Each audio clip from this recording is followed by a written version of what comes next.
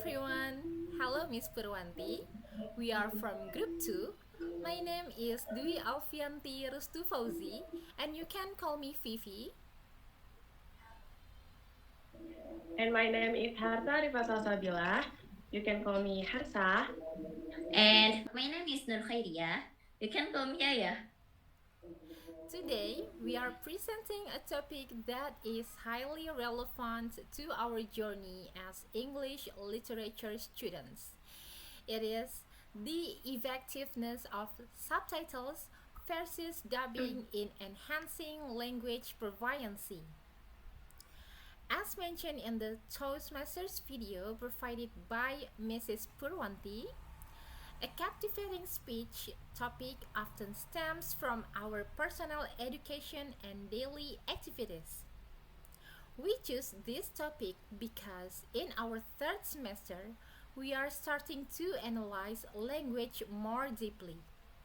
Today, we won't just talk about which one is more fun to watch, but we will look at research based evidence regarding how our brain processes these two different methods.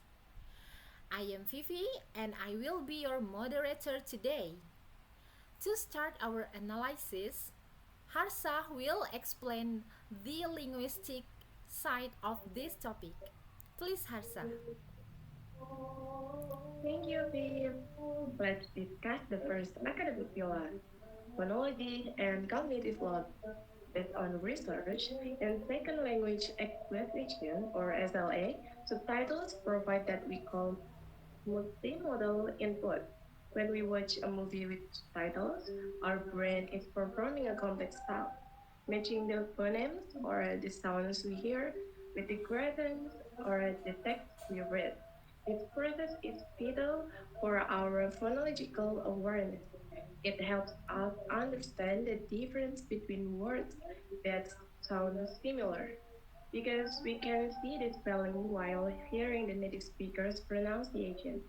In contrast, dubbing creates a cognitive gap when the sound we hear, which is Indonesian, doesn't match the facial expression, that lip and lip movement of the actor. It can actually confuse the brain processing. Research shows that students who watch subtitled movies have a much higher retention rate of new vocabulary because subtitles force the brain to stay active in the target language environment.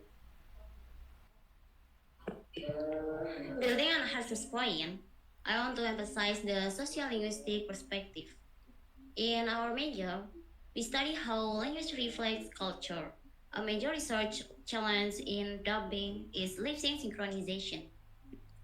This technical constraint often leads to semantic sacrifice. This means the translator often has to sacrifice the exact meaning of a sentence just to make sure the Indonesian words fit the actor's mouth. For example, complex English metaphors or cultural references like high school prom are often oversimplified in dubbing to make it easier for the general public. However, as scholars, we don't want easy, but we want authentic. Subtitles allow for foreignization in translation where the original cultural terms are preserved. This allows us to analyze the tone, register, and dialects, which are completely lost in a dubbed version. Okay, thank you, Harsa, and thank you, Yaya, for your explanation. To give you a real world example, let's look at a classic movie cast. Harsa, I want to ask you, what happens if we watch a movie like The Great Gatsby in a dub version? Well, the Gatsby's famous phrase is old sport, might be translated simply as friends. You lose the historical context of the 19th and 20th American upper class age.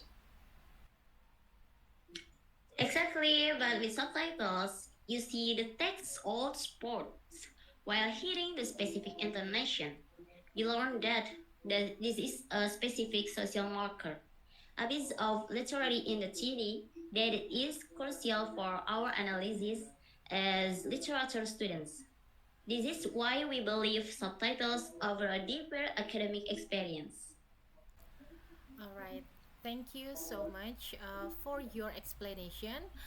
In conclusion, our group's analysis, backed by linguistic research, clearly shows that subtitles are superior academic tool. They provide phonological training, reduce semantic loss, and preserve cultural integrity, while dubbing has its place in mass entertainment. For us in the English department, subtitles are the bridge to mastery. That's all, and we hope this presentation encourages you to switch those settings to English subtitles for your next movie night. We are now opening the floor for your feedback in the comment section. Like, you can ask what is your academic opinion on this, or do you think dubbing can ever be as effective as subtitles? Thank you for your time. Wassalamualaikum Wassalamualaikum Assalamualaikum warahmatullahi warahmatullahi wabarakatuh. wabarakatuh.